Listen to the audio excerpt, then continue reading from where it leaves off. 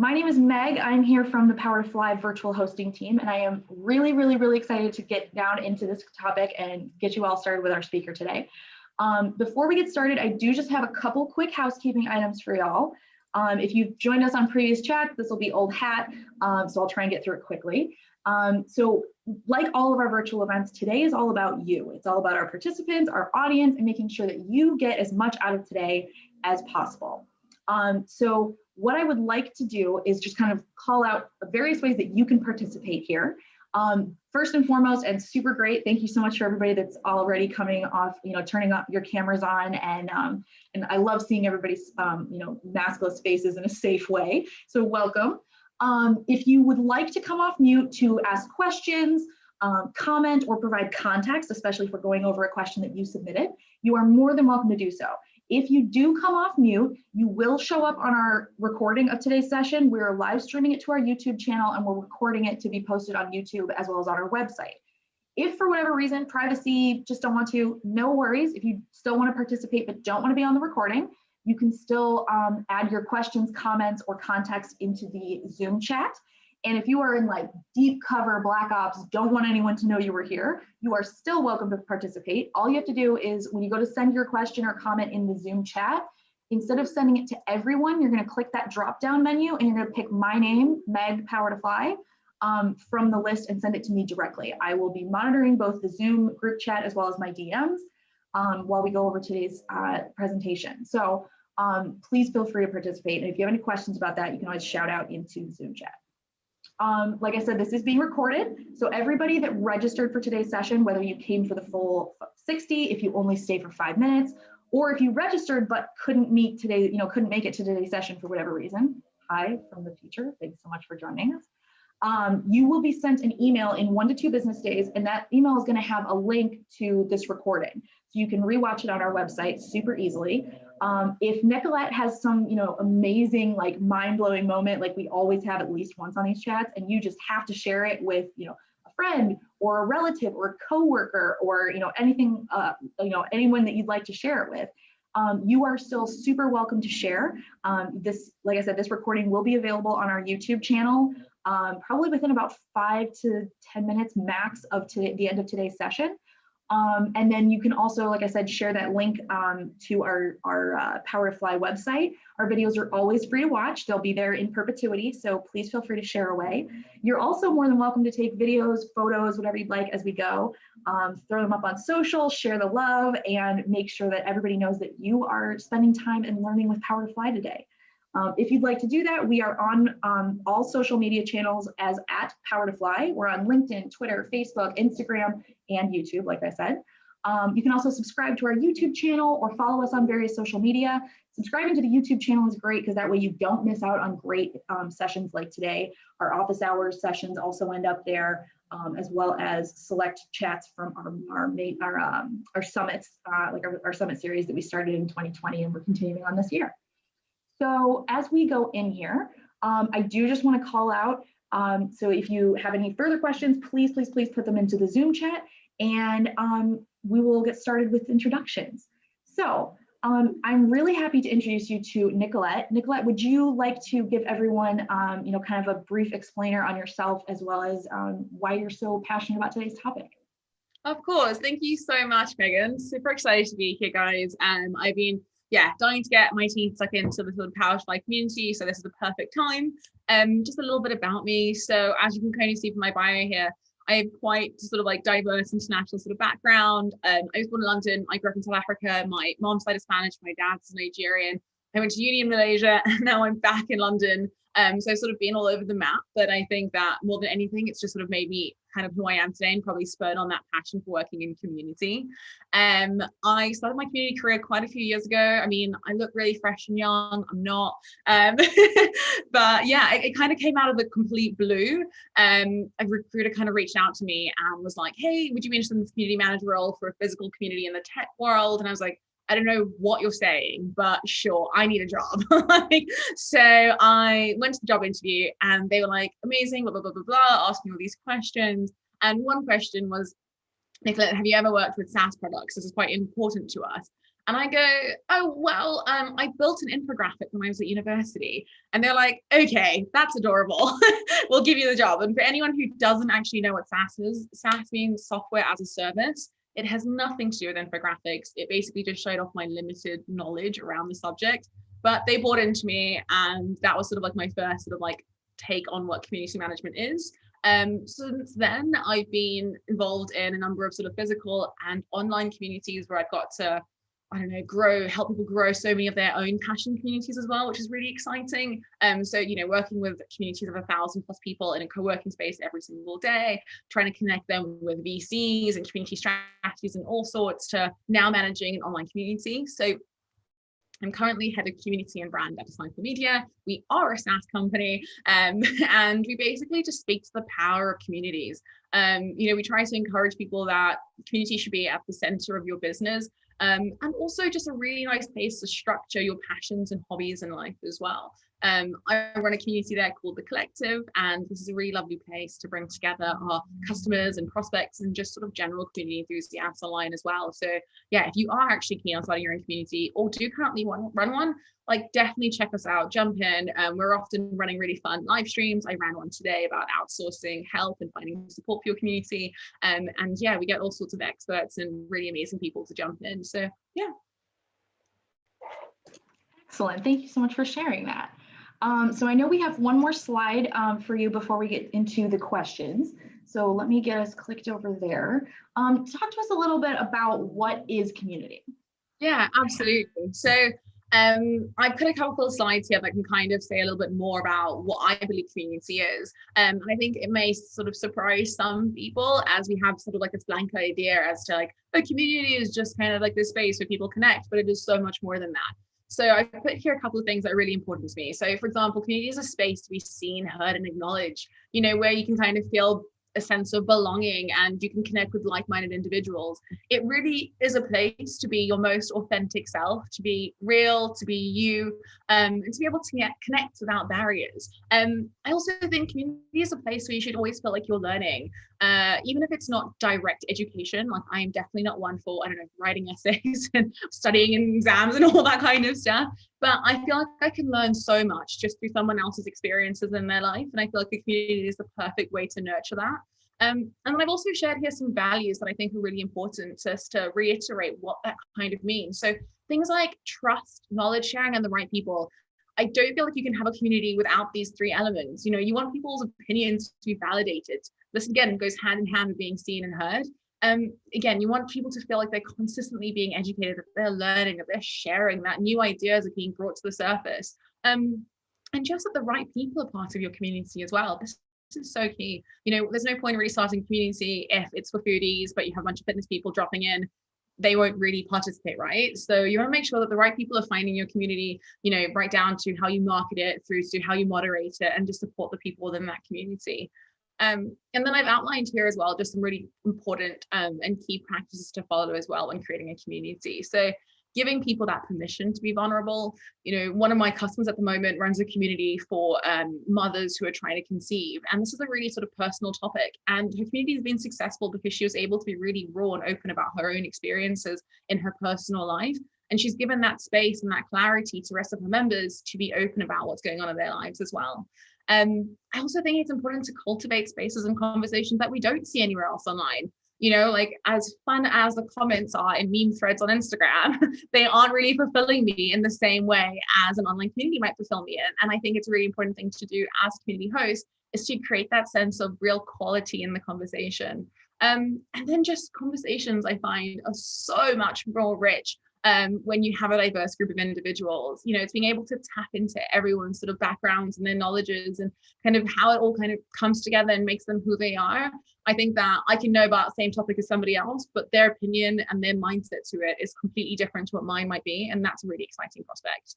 And then just finally, I just thought I'd share a couple of resources for you guys to go out and test out by yourselves. So one is called Get Together. This is organized by guys called People & Co. They have a book and a podcast which teaches you all about how to nurture and grow communities like from the ground up. So physical communities to online communities, really great in terms of like tangible tips and tricks and getting down to the nitty gritties of like the how, why, and all these little details. So really great to tap into. I've got their book in my desk and I'm always referring to it.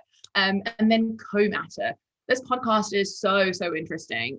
They chat to a broad dynamic of like individuals, just about, again, how to create that sense of community in this like new world that we're kind of living in. And so they like to champion voices who speak to the power of community, how to harvest it, how to create it, how to nurture relationships. And they speak to different people from different organizations. So, you know, they speak to people from Google startups to Depop and whoever it might be. So yeah, definitely give their podcast a listen. Thank you so much for sharing those, and I really appreciate the resources. Those are always great things to kind of take from these chats. All right, so we are going to jump into the questions now. I do want to, I'm going to jump to our questions slides. I'm going to stay on each slide for a couple seconds if you'd like to take a screenshot. So what this does, you don't have to, again, you don't have to take notes because you can always rewatch the chat later, but it sometimes helps our more type A joiners to know, you know, what questions we were able to get from the submitted ones by, you know, people submitted by registrants for today's session. So if you did submit a question, they thank you so much. They're incredibly helpful and they do drive the direction of these chats. So what we did is we kind of collected all the questions, we condensed them down, removed kind of redundant questions, that kind of thing, as well as arranged them into what we think might be a conversational format. I'm going to jump to the next slide here. And so what we hope this will do is kind of give us a good point to, you know, open up discussions with Nicolette, but please feel free to jump in with your own questions if you'd like. To that end, as you are, you know, potentially coming off mute to ask your question or putting it into the chat, if you're going to come off mute, make sure that you are only coming off mute while you're actively speaking, and then go back onto mute once you're done, you know, asking your question or commenting. We do this to maintain audio clarity. You'll see me going on and off mute a lot during today's session so that nobody has to hear the bulldogs snoring under my desk. If I do mute you while you're not speaking, it's because of like audio background. It doesn't mean you can't come off mute later. It doesn't mean you can't ask questions. So please feel like you can participate there. Last but not least, try not to speak over Nicolette or any of our other attendees. Meanwhile, you are more than welcome to interrupt me because I get paid to fill the silence on these chats. So please make sure that you are getting the most out of today's session. If you did pre-submit a question and you want to make sure it gets asked, best way to do that is to come off mute and ask or to put it into the Zoom chat.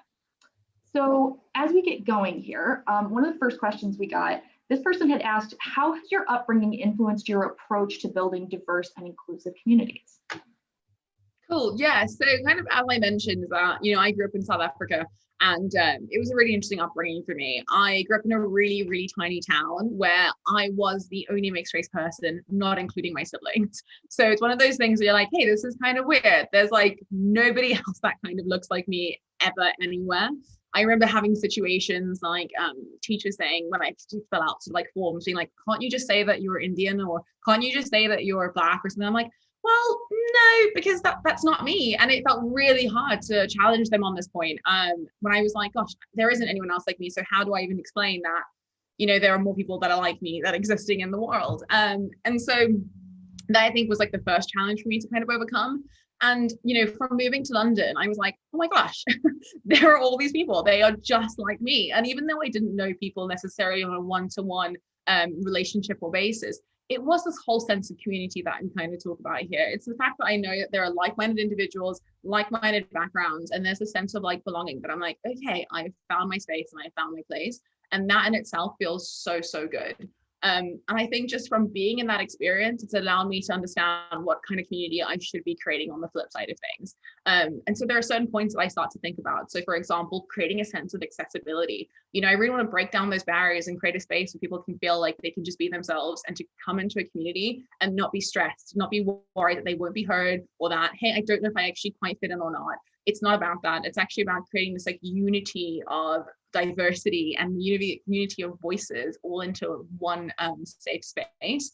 And so I think that really has influenced things a lot for me. And I think it's also just the intention behind your strategy. I think you can't always get it right. And I don't think we should punish ourselves when we don't. You know, if we're looking at our communities and thinking, gosh, I don't think I'm actually being diverse or inclusive at all. Like, think about your strategy and what you can kind of do to actually implement that change that you want to see, from conversations that you're starting to recognizing moments in history. Like, think about how you're actually putting that through in the community, and hope it through from there, and start to like champion voices that you care about and people that are actually doing the right things in the right spaces. Like, people love it when you connect with them on LinkedIn or within your network and say, hey, jump in here, I value your voice, and I'm sure my members will too.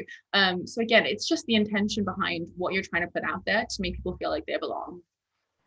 Yeah, and I love the way you put that, because I mean, especially because of the kind of company that Power to Fly is, we hear that a lot from different hiring companies saying like, well, we don't get any applicants from this demographic, or this group is very underrepresented at our company.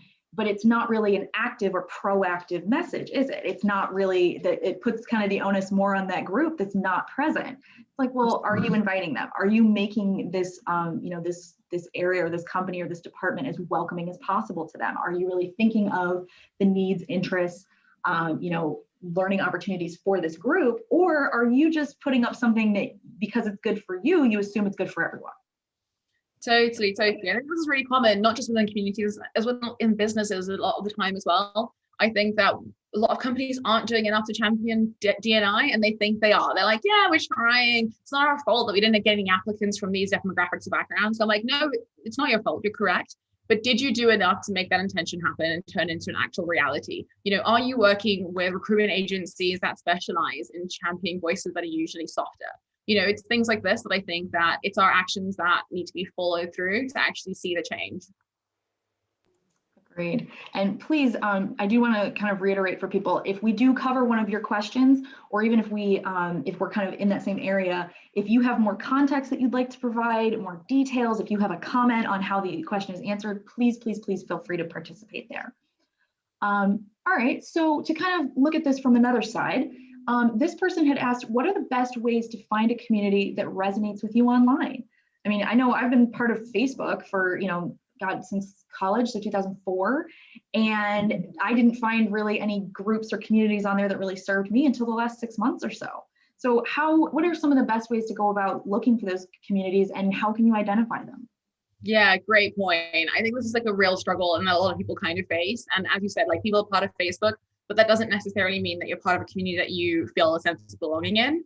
And so I think, like, first and foremost is asking yourself, why? Like, why do I feel like I need to look for a community to be part of? Like, what's kind of missing? Like, what's that gap that I'm trying to fill? That'll kind of give you some sort of knowledge just for yourself to understand, like, okay, I'm missing this from my life, or I would love to learn more about that, or this is the type of education that I'm kind of looking for. So hence, I'm going to start my search. And I think it's just going in there with a really open mind. The first community you find may not be the right community for you, and that's totally okay as well. But go forth, have that open mind, be prepared to say, hey, this may not be the right place, but I'm going to be optimistic. I'm going to give it my best, try it out. And also try your very hardest not to be a lurker. I think it's really easy to sort of like join communities and be like, I'm just going to quietly suss things out. And then before you know it, the community has kind of fallen away and you've forgotten about it and you haven't even given it that chance. So I think, like, be strong, like, be courageous, stick up for yourself and just be like, I'm just going to go in there guns blazing. Like, if there's an introduce yourself group, go in there, be like, hey, I'm looking for like a kind of community, this kind of community. Here's a bit about me. This is kind of what I'm looking for. Who else in here is kind of searching for the same thing? Like, try to put yourself out there and try to recognize that other individuals as well, they may be in the same boat as you. And it's okay to be honest and open about that. And then just some ways to even just find that community. So some things I think work quite well is having a look at some brands that you feel affiliation towards. If you like their messaging, if you like their sort of like vibe, their story, their vision, why not check out if they have a newsletter? That's a really good tell as to what sort of experience you can kind of start to expect. What sort of information do they like to share about? What kind of tone do they kind of bring about in their voice? Sign up to their newsletter, suss it out, play around with things a little bit. And if you find that you actually kind of like what's good, what they're on about, reach out to them. Be like, hey, do you guys have a community, or are there any that you kind of recommend that I can join in on? That's a really nice way to lightly start to tap into the world of community. And then just also your network. Like, you don't know if your best mate is going through the same thing that you're going through. Like, be open about it. Be like, I'm actually looking for a community. I'm struggling, or I feel like I need more connectivity to the people around me, especially now that we're like living in lockdowns and all sorts of things. So be vulnerable within your network as well, and just ask people, hey, I'm searching for X, Y, and Z. What do you think? From, you know, friends to family to LinkedIn, whatever it might be. But you'd be surprised at how much knowledge and how many resources the people around you are kind of keeping in their minds. And again, just taking that time to connect. So, you know, if you do find that right community, or if you do find a space that you think, hey, this could kind of work, take time to think about, how can I make the right connections with these individuals? So it's, you know, reaching out to the host of that community and just saying, hey, I'm new. What do you recommend I kind of try out here? What resources can I tap into? Are there any events that are good? You know, put a message in the community and just be like, hey, what did you guys enjoy this past week? Or what are you looking forward to?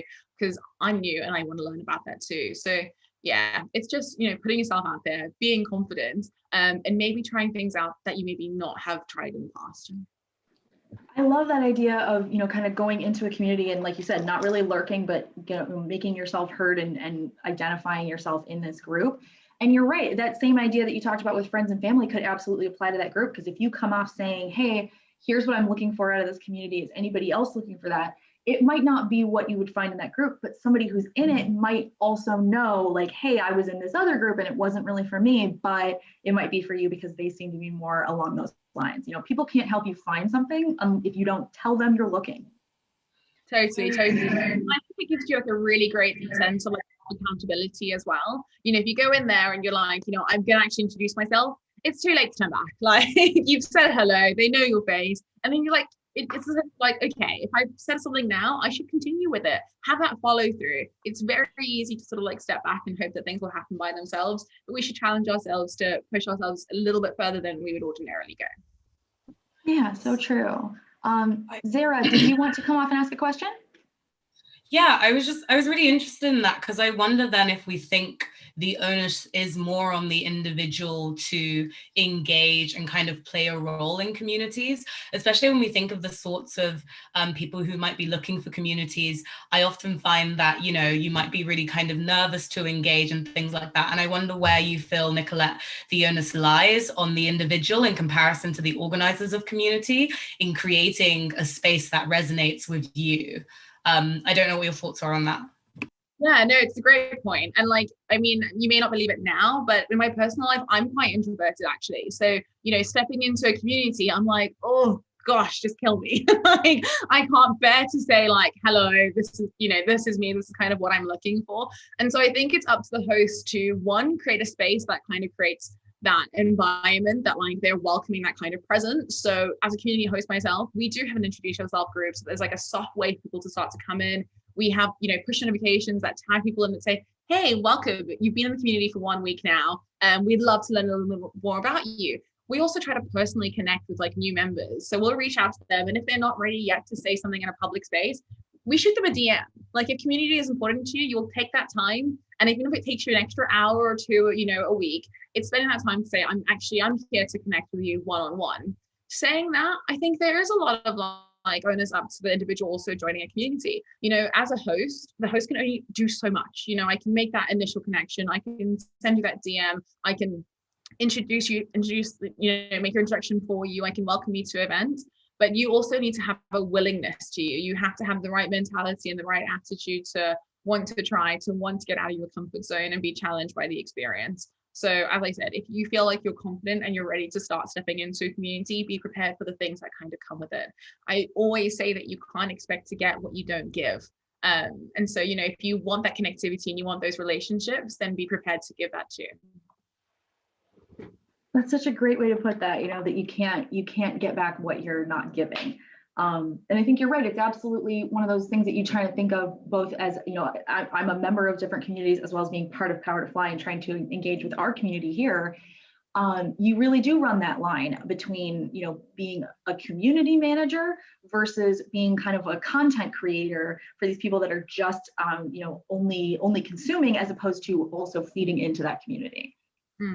Yeah, totally. And I think as well, like as a community manager, I want to be your friend. Like, for the community that I run, like, I don't run this community to just give you content and to like dip out. You know, I was here last week Sunday chatting with a member who's in the US at some stupid hour because I was just enjoying the conversation. I was like, I want to be your friend. I want to get to know you.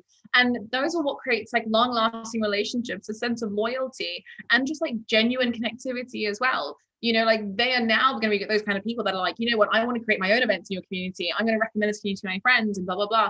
And it didn't take very much. All I needed to do was to reply to a DM and to make that initial kind of like connectivity happen. And so again, it's on the host, but it's also on the member. Very true. All right, so kind of in that same vein, we had someone else ask this question. I'm in so many communities already. How do I dig deeper? And if I decide to lean out for a bit, how do I communicate that and or not get left behind? So I feel this a lot where, you know, I might be a part of a couple different communities and maybe I'm really active in them for a while. And for whatever reason, if I'm not active, either because I'm in another community or have other things on my plate, by the time I come back, it's like there's whole new slang and everybody's like kind of moved on. Maybe the group has changed a bit. So what would you say to this person? Yeah, I mean, this is a really relevant topic. I think it's very relevant for a lot of people, even in like smaller contexts, like WhatsApp groups. Like I'm in so many WhatsApp groups and you're like, how do I handle all of this? Like I want to be part of all of them, but I can't kind of thing. And so I think it's a bit of like a similar kind of conversational topic where it's like thinking about what need you're trying to address for yourself. You know, every community has its purpose, but maybe that purpose doesn't quite relate to you right now. So if you're struggling to balance them all, think about it. Be like, okay, you know what? I probably have X amount of time every week. How much can I really dedicate to all these avenues in a real, honest way? And what am I trying to gain back from them? Like if there's ones that I'm like, hey, this is kind of nice to have, but I'm not really feel like I'm advancing in terms of what I'm learning and my connections, dip out for a little bit. That's okay. But if there's ones that you feel like this actually has a purpose and a meaning to me, spend some time getting to know people. One nice thing to do, for example, is to, you know, if your community does like weekly introductions or whatever it might be, you see new people, go and check out their bio, learn a little bit more about those people. They'll probably be the shyest ones as they're new, and they'll be easier to connect with because you're really in the same kind of position. So reach out to those individuals and just be like, hey, I noticed that we have a similar working background, or I noticed that you're also in London. I'm in London too. Like, hey, why did you join this community? That kind of thing. It starts to build like a little bit of like a sense of a real connection where you can get a little bit deeper in the community. And again, it's also that thing where it's on you to, I think, take that time to find out what else is going on. So it's like, hey, are there any events going on that I can participate in? These are my interests. I actually want to engage in these and I want to come. And be prepared for them. Like, don't just rock up and be like, you know, typing away at like your other screen or something like that. Again, have that sense of accountability. Like, get your notepad, get a pen, sit down in front of the screen and like be present. And I think that's really important. It's just like be present when you're in it. And I think, yeah, that will really, I think, start to change your kind of relationship with that community. And then I kind of talk about it a little bit like with WhatsApp. Like I think, or even like, okay, we can go here and go for like Tinder or something like this. Say somebody says hi, like just HI, and you're just like, cool. Like, what am I supposed to get from that, right? Like the odds are you're probably not going to respond when someone's just giving you a hi because you have nothing to kind of get from that. What you kind of want to be doing is saying like, hey, how are you? Love that photo that you shared. Love this thing that you said. I'm really keen to learn about X. And that is likely going to bring something out more in you. So why not you be that person in the community? Like, hey, I want to learn more about blah, blah, blah, blah, blah. Chances are more people are going to actually come and actually engage with you and be willing to participate. On the flip side of that, if things are getting a bit too heavy and you do want to dip out a little bit, that's totally cool too. But I think it's about communicating that really openly. So I don't think you should just disappear and just be like, you know what, I'm too stressed, I'm just going to remove the app or just, not come back into the community. Chat to the host, let a couple of members know who are kind of close to you and just be like, look, there's so much going on in my life right now, work, personal, whatever it might be. I'm probably going to be a bit MIA for a week or a month, whatever it might be, but don't remove me from the community. Like, I am interested. It's just a bit much right now. Take that time. Don't feel guilty. That's okay. But when you do come back, make that initial impression again. Jump into like the main feed and be like, guys, I've been gone for the last month. Please keep me updated. I want to know, from the rest of you that are part of the community, what was your favorite highlight of this past month? What's like one thing that you learned? What was your favorite event? It just shows your willingness to participate, that you are actually keen to learn more. And again, it gives that sense of like recognition. So people will actually know who you are in that community now. Yeah, I love that idea. And I never would have thought about that to kind of, if you've been gone for a while, treat it like a re-entry, treat it like, kind of re-upping your, hey, how's it going? Here's who I am kind of thing. I know that on the behalf of Power to Fly, that's something we do a lot. We try and, kind of speak to both the more senior members, or not even senior, people that have been, in the community for a while. But then we also try and make sure that we're both seeking out and welcoming, people that are coming to us for the first time or coming back to us from a long time away. Yeah, totally. And I think like a lot of people tend to put a lot of focus on those sort of like community veterans, because you're like, yeah, these are all like golden oldies, they're loyal to us. And yes, it's super important to like nurture that relationship and keep it going. But those are also probably like the most forgiving people. They're the ones who are just like, hey, I'm going to be here no matter what, because I just love being here. So don't forget to pay attention to those new people and show them that you're listening, that you're here, and that you are actually caring about their time in this community and where it could lead to. Yeah, very true. Okay, so what this question I kind of saw going a couple different ways. So this person had asked, what is important to consider when connecting online? So I would like to maybe come at this from a bit of like a practicality perspective, like maybe what to share, what to hold back, as well as, however you view this question as well. And please, if this is your question, please feel free to, either come off mute or type up in the chat if you'd like to add some more context, or, what kind of answer you were looking for on this. So I'm happy to tackle this from like a practical standpoint for sure. I mean, what is important to consider when connecting online? It's quite like an open bag, but there's a couple of things that I'd probably recommend, and from a few different areas. So for example, if you're connecting in a community, there's a couple of things just to run through. So being confident, so, be your best self, put on a brave face and like go and get them. Be patient. Like, I think a lot of us join communities or even run communities and expect things to like be instant. Like we live in a world where, things are really fast paced. Like if I want an Amazon package, I can probably just get it tonight. Like it's terrible. And so I think that we need to be a bit more realistic and be a bit more understanding of people's time and where they're at in the world right now. Like meet them where they are. Like things aren't easy right now. We have so much going on. So be patient in your connections, be patient in the relationships that you're building, because if you give it the time and energy, it can turn something really, really fruitful. Be honest about your intentions. Like if you're in the right space, be like, yeah, I'm loving it.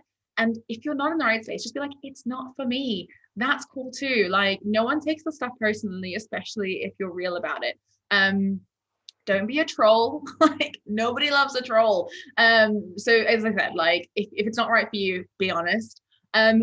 Make it a priority. This one's really important for me. I think that I can kind of say that, if, for example, you're struggling a lot with your mental health at the moment and you're saying, I'm going to give myself 30 minutes of meditation every day to sort of like have that me downtime at the end of every day.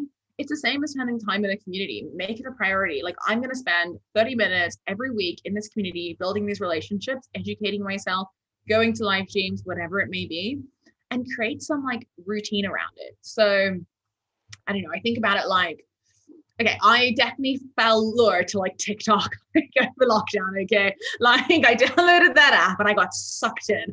I was disgusted at myself. Okay, I would like sit there and be like, oh, I woke up early today. I'm gonna have a great day. I'm gonna exercise, blah blah blah. And I'm like 3 hours later, and I'm sucked in watching some 15-year-old dancing to like Savage. I don't know, and it was just shocking. And we all do it. But it's about like self-assessing. I'm like, okay, I'm going crazy here.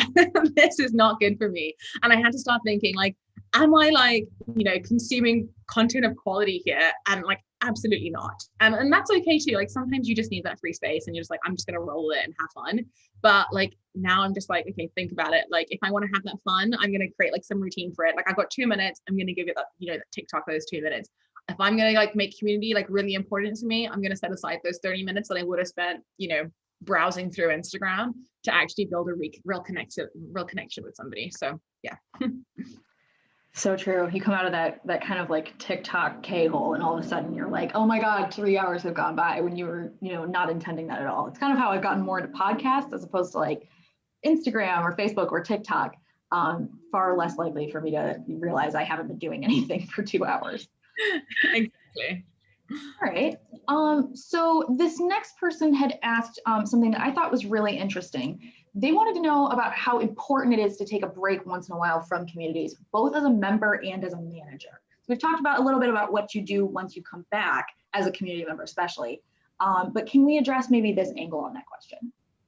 Yeah, totally. So as a member and as a manager, like it is so, so important. This is like really key. I think as we've mentioned and touched on earlier today, it's just that like self-care is just so important. I think looking after yourself, I always say like you are your own number one. So look after me. And you know, if you need to step away, that's completely okay. But it's like what you can kind of do to make sure that you're at ease when that time kind of comes. So as a manager, what can you do to plan ahead? So I always say things like, you know, create content that lasts for maybe like 1, 2, 3 weeks, depending on how much time that you kind of need to take out of it. So, you know, create that pre-scheduled content so you just can know that every day a post is going to go out, someone's going to get a push notification, something's going to happen, and that already puts your mind at a little bit of ease. But then start to think about how you can also empower the people within your community to start to take over a little bit from you. So this is when super members become like the most amazing resource, you know. So it's, you know, finding those like true evangelists, people that really love your brand, who consistently come back again and again and are really active, and say to them, hey, I kind of want to rely on you. I can trust you. You love this community. Let's create a program that works for both of us, you know? So create something where they're feeling recognized and rewarded for the time that they're putting in. But also for yourself to feel like, you know what, I can trust these guys to moderate certain content, to help out for the introductions or whatever it might be. And that will allow you to really say, you know what, if I've switched off for this entire week, things won't die down and won't end. And even if they do, nothing's going to happen. The world ain't going to crash. Like over Christmas, I did nothing for like 2 weeks. The members still cracked on. Like everything was fine. Like take that pressure off of yourself. Like you're creating this beautiful space. People will appreciate that you are human too. And as a member, like we kind of touched on it a little bit just now, but it's saying that, again, it's okay to have that downtime, you know, do what's kind of right for you. Like if you're feeling bombarded by push notifications, one, you could kind of just say this to community host and just be like, I feel like you send a lot of notifications. I'm really excited to be part of this, but you know, perhaps we can work out a different agreement. Would you mind if I switch them off for a bit? Whatever it might be. It's that sense of honesty. And just like stepping back. Like I think that I've taken, you know, social media breaks for like a weekend or for a week, like those sort of situations too. And it gives you a really great sense of clarity. So I think, you know, if you're looking for that direction as a member or as a manager, just having time off gives you that sense of time to really process things, to think about what do I want out of this experience as well. And you can come back feeling so much more refreshed and so much more ready to engage. Yes, excellent. Okay, so we have about 20 minutes left in today's session. So I do just want to flag for anybody that hasn't asked their questions yet, or maybe we haven't gotten to your question. We are trying to get through all the pre-submitted questions, but in case we don't, you know, if you do want to make sure that your question gets asked and answered, the best way is to come off mute or to put it into the Zoom chat. I'm going to hold some time here, a couple seconds, for in case anybody does want to come off mute to ask their question, while I navigate to our next question that we'll address, assuming that no one has anything. Kimberly, I see you come off mute. Would you like to ask a question? Yes, please. Go right ahead. We have a community of, I think I'm getting feedback, of our learning organization, and we try and do fun things. And I had submitted a question. I said, we've done online scavenger hunts. I just wondered if you had any ideas. And we have an instant message chat that just keeps going and going and going. And we do, okay, today in history is, or what is the national day, like ice cream day, donut day. And other than those kind of fun little things, any ideas how to keep our internal work community engaged and having fun? Yeah, absolutely. So if I'm correct, this is a community for colleagues and at work, and you're just basically trying to create some structure and like some like real sense of community, right? Cool. So we have the same. We have a community at work as well. And it's something that we discussed. We were like, how do we keep that excitement going? How do we, you know, encourage people to keep coming back? And there's a couple of things that I like to rely on to create that consistency and that sort of like sense of excitement. So one is creating like routine activities within the community. So it's things like to help people feel like they're being recognized and seen. So for example, on a Thursday, you might do something like a self-promote Thursday. Open up that space and tag like 3 or 4 people and be like, hey, to kick us off this week, I'd love you to share about your favorite moment this week. This week, I'd love you to share about something that's really exciting you about the company update. This week, I'd love you to share about X. Every week, they'll start to realize that it's a time to self-promote. It's time to shout out about themselves, something that they love, something they want. You could also start a tag chain. Like if you've been tagged, make sure that you tag someone else to follow on the conversation. It creates that sense of accountability and keeps it going on your behalf as well. So you're not like, oh gosh, I have to keep tagging people. What do I do? That should really help keep things going. And then in terms of content, I like to apply this thing called the 3/3 rule. So a third of your content should be ask posts. So things where you're trying to receive information from them. You could run polls, questions, whatever it might be. A third should be questions. Information giving. So a third, you're like giving them some stuff. So like, great resources, content, giving them something that they can feel like, hey, I'm like one up from what I kind of knew before I came into the community. And then a third could be the fun. So that could be things like playing virtual bingo, or I don't know, whatever it might be, sharing memes, that kind of stuff. I think it creates a really nice balance within a community and makes you realize that not everything can just either be fun or be serious, or you can't just be asking as well. And then I also just like to throw it out there. Like I often put polls being like, hey guys, what do you want to see more of? Like, do you feel like you're getting tagged too often? Do you feel like you're not actually having fun? What is actually stopping you from contributing? Like, I think that's a really key question to ask. And like, it provides like a really good space to just be honest in that context as well. And you can just address that as well and just be like, if it's too hard for you, would you prefer if I did X, Y, and Z? I think it's also just meeting people where they are. So like, if you realize that your colleagues are stay-at-home parents and they're working virtually and they're doing all sorts of the other, it may not be that they don't care. It's that they genuinely are just like, I can't see how this fits into my schedule of feeding my kids, taking my dog for a walk, doing my job, running my community, all these things. And so I like to say things like, hey, for all the working parents out there, I'm going to run a live stream at like 2 p.m. I know that this is when your kids have already had lunch, they're back to the homeschooling and you can focus a little bit more. It's things like that. So saying, what actually works best for your schedule that I can introduce in the community to benefit you. And then any iconic reward scheme. So this always works quite well. Like I find that we play with like rankings. So the more you contribute, the more likely you are to get X. That could be, I don't know, an Amazon gift voucher, a special one-to-one with somebody, whatever it might be. People love free stuff, like no matter what. So if you can kind of create some excitement around that and say that like, the more you contribute or the more you create these sort of posts, whatever it might be, the likelier we are to, get that interaction going and the excitement staying. I hope that helps, Kimberly. Yeah. Thank you, Kimberly, for that question. That was great. Thank you so much. Anytime. All right, so we do have one question that came in on the chat while you guys were talking. This person wants to know, how can you be a part of a diversity and inclusion committee when your supervisor only wants you to be good at your job and not your passion? This person says, I started a DEI community at a previous job, and my current job has one, but my supervisor just wants me to be good at my job and nothing else for 6 months to a year. Also, she's a terrible communicator, and she only wants to have the committee in response to social movements, historical issues, or some kind of devastation. Wow. Okay. Definitely heard of this before. And I actually had a conversation with somebody about it this morning, which is just the most bizarre thing. And I think, it's a huge struggle, right? And I think a lot of people aren't actually seeing the value yet in D&I, and kind of also just want you to focus on certain things. Like sometimes your boss is just like, I don't actually care. We hired you to do something, so just get it done. And I think it's to you to realize that, number one, it's not got to do with you. I think it's probably this individual who has a bit of like a blocker in their mind as to the value that this can kind of bring to the business. And I kind of would meet this as a challenge for yourself to be like, what can I actually do to show them and prove to them the value that this kind of holds for us as an organization? People often respond very well to data and metrics points. So if you can kind of find some research that ties in with your organization, I would really just bring this to them, and be like, what, I can prove that X amount of companies that introduce this in part of their practices have this much better retention with their customers or their employees. This sort of information, this is really eye-catching for people like COOs and finance people who are like, I don't actually care about this stuff.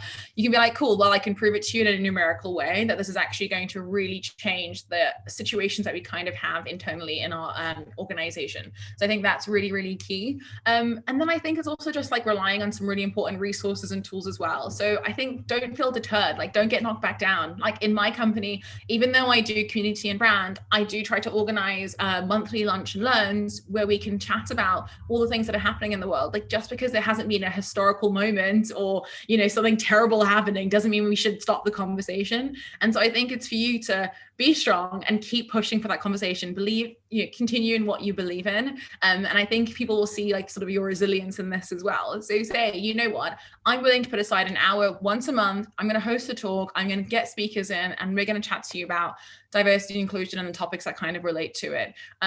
Hopefully your colleagues will find the importance in this as well. And that will start to create that sort of mind ticking for the, for your boss and the person who's like, I just don't believe in this. But yeah, sorry, don't be deterred, keep strong in it, use data to back you up, and follow through with projects that you genuinely care about. Like, don't let yourself be pushed back from it. Just to follow on from that question, because I think that's a really interesting point. I found that sometimes kind of talking in line with events and ongoing kind of things. So for example, we've got International Women's Day coming up in March. And we actually had kind of Pride Month and Black History Month last year as things that were spaces where our company was more engaged in doing work within these spaces. Sometimes I feel that it actually, it helps in terms of moving the conversation forward, but also can feel less authentic because it's not coming up organically, it's coming up in line with particular things that are just happening around the world. I wondered if you thought, that's a good way to push that forward, or if you'd actually suggest kind of finding moments that aren't necessarily united with things that are more national. Like, is there a balance there, or would you push for kind of linking them to things that are already existing? Yeah, I mean, it's a really interesting point. And I think this is a really common thing that we see in a lot of businesses where they're like, okay, you know what, like next month it is Black History Month, the month after is LGBTQ History Month, and these sort of things are like, what should we just do around these topics, for example? And so I think, as you said, while it's a good instigator and a right sort of way to start making people think about kind of what's going around them, I think it's about challenging them as well and saying, hey, did you know that even though it's Black History Month, look at all these amazing other things that are kind of going on that we need to be talking about. So you start to kind of like trickle in those ideas. So, if it's a case that it is, Black History Month, when it's not Black History Month, be like, you know what, we actually haven't spoken about this a lot in the company. I've not actually heard anyone talk about it in the last 3 months. I don't actually see us doing anything in terms of D&I or our recruitment efforts. And I wondered if we could start to work with recruitment agencies to champion, individuals who usually don't actually have a voice or don't have that opportunity to come out. So I think it's about finding opportunities in the business as moments present to themselves. So if you're hiring, bring that out there. And if someone's saying, hey, we're going to run an event, be like, actually, I'd love it if we could focus on X subject as well.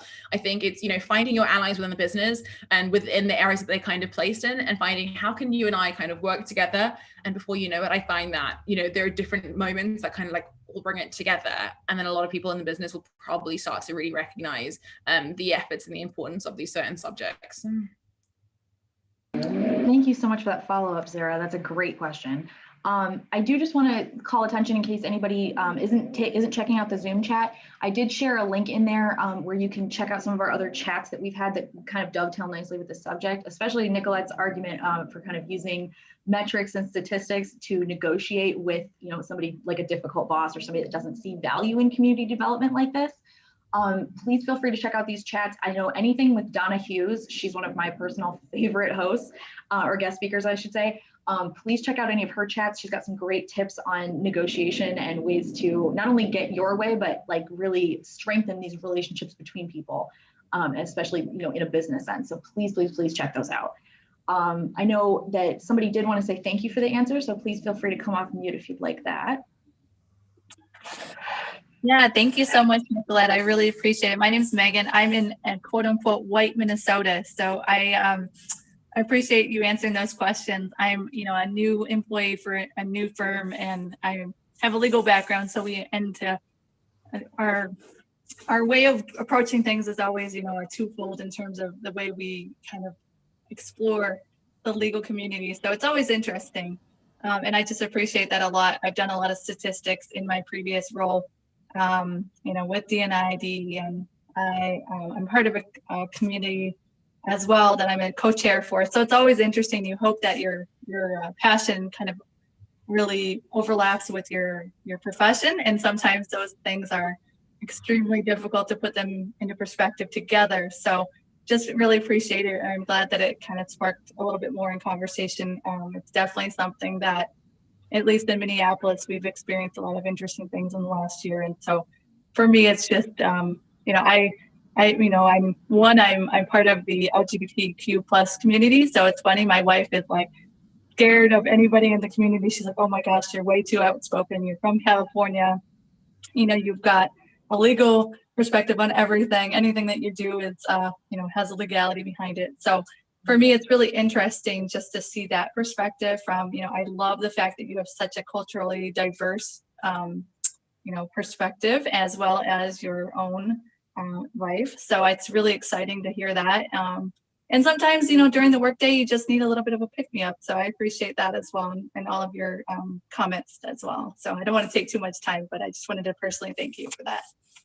Oh, of course. Thank you so much for sharing with us, Megan. Super interesting. And I think like you've touched on so many important points there that it can be challenging to kind of bring together sort of like your passions and what you love. And it's when your wife is telling you like, don't say too much kind of thing, it can be really hard. And you want to be who you are, and you want to say the right things, which can, be really tough. And I think that I've been in similar situations as well, where, I've spoken to a boss and been like, hey, by the way, I'm like the only person of color in the entire company. This is kind of weird. And they're like, yeah, no, but we have so many diverse people. Like we've got like Irish people and Scottish and Polish. And I'm like all that stuff is really, really great. Like it is. And I love all of those kind of like backgrounds and individuals. But like, again, I'm the only person of color here. And they're like, and I'm still met with that, but mentality. And I'm like, you know what? I'm going to challenge you on this. And I'm like, do you realize that every individual you hire is of a certain background here? Like they are Caucasian, middle-aged male, like that has to say something.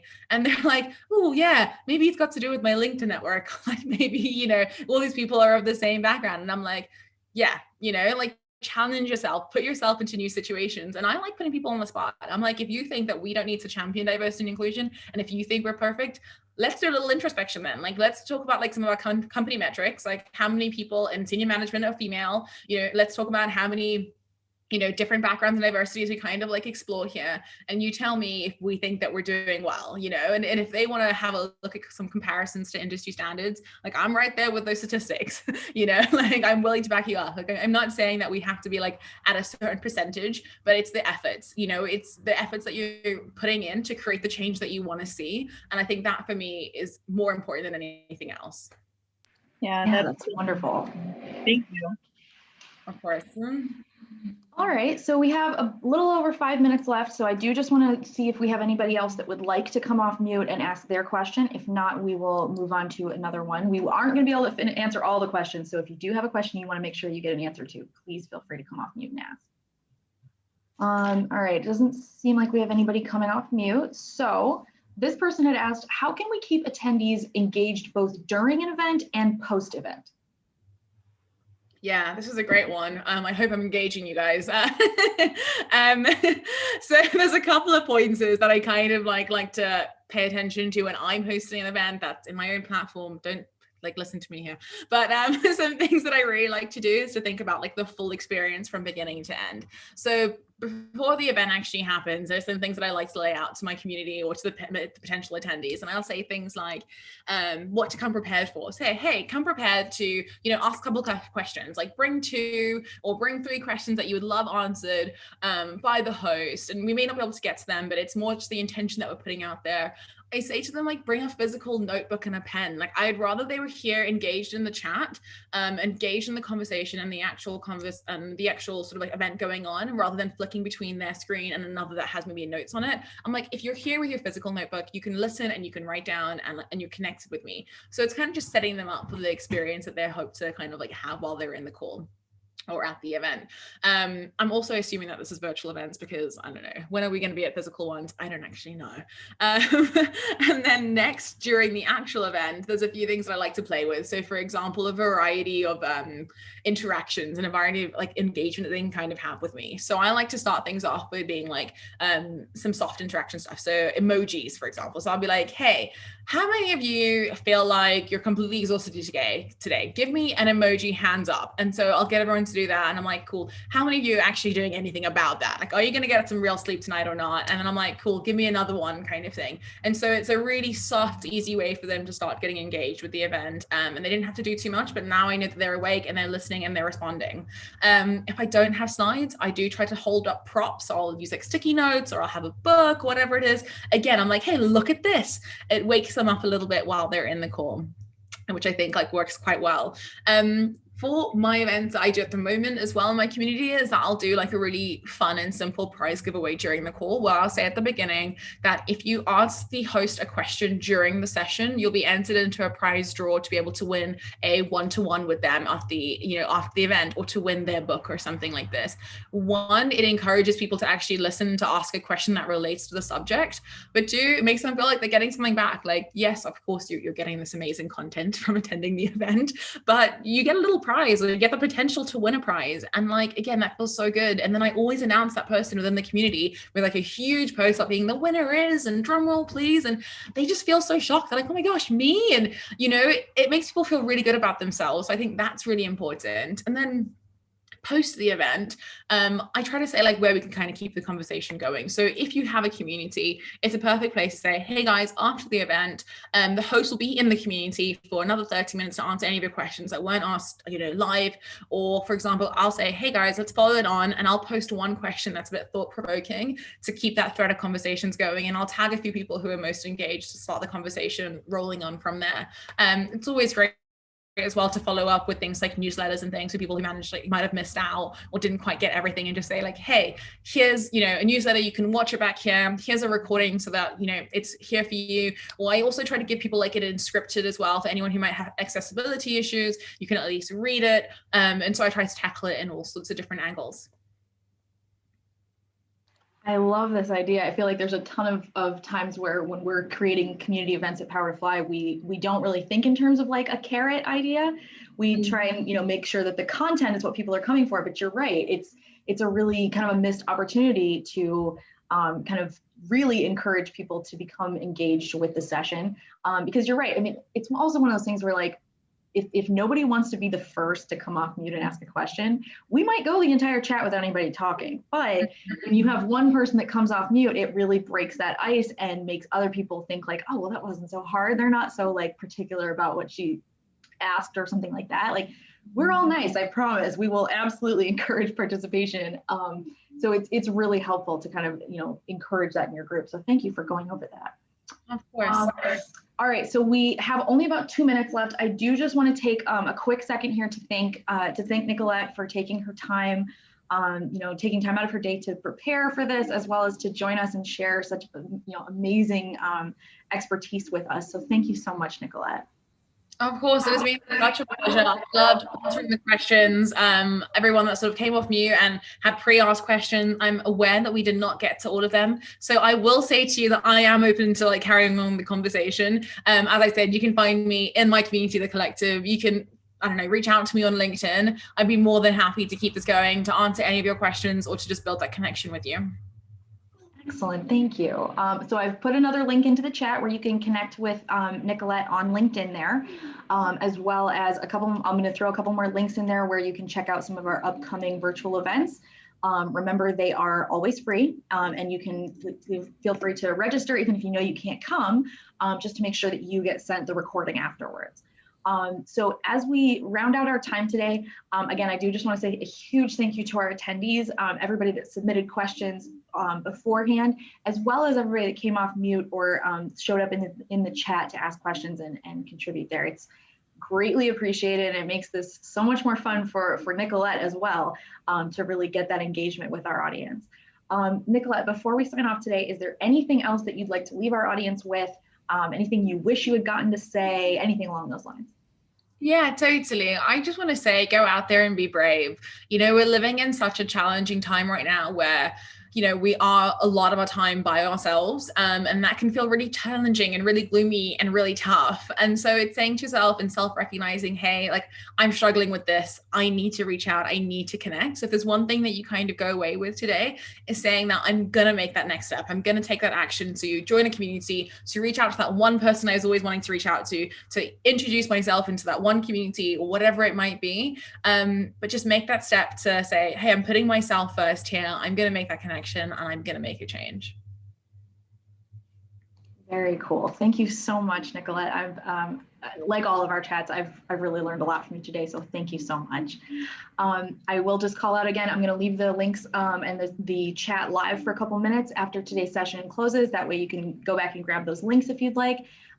Please, please, please, if this is your first session with Power to Fly, please feel free to come back and check us out for other virtual events. We have a lot of great stuff happening this week. We've got a couple chats on, you know, kind of well-intended doesn't mean well-received. We've got another chat coming up on Thursday that's about the unlevel playing field of being a working parent. That's going to be a really interesting chat. I'll be hosting that, so please feel free to join us for it. And then on Friday, we also have an office hour session for representing product on your exec table. So please feel free to check those out. We've also got a lot of great things coming up next week, as well as our Mega Summit is happening in February. So hopefully I will see many more of you on chats in the future. And I hope you have a great Tuesday, and we'll see you soon. Bye, everyone. Bye.